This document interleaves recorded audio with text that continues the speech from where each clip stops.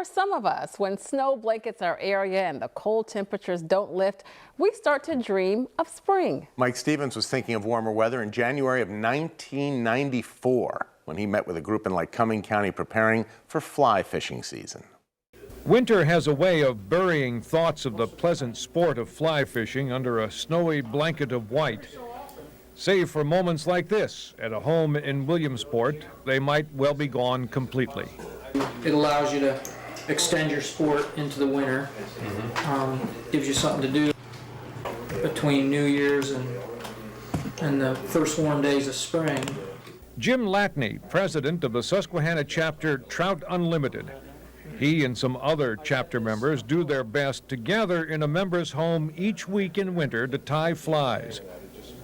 It was an enjoyable evening here, spent among people whose sport is fly fishing, whose winter hobby is the making of the flies they hope will fool fish come warmer weather.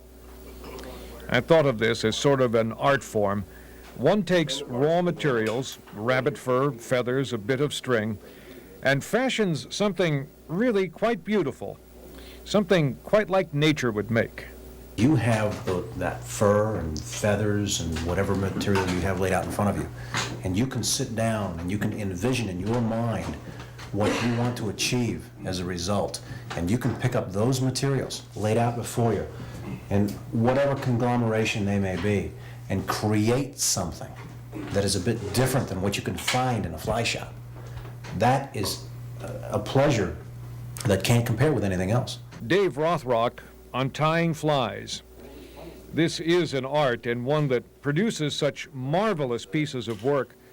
It is good when they work, luring a trout from beneath a log or up from a deep pool, but it is almost as good to see them like this, especially on a winter's night when one can only dream of spring and the waters still to be fished.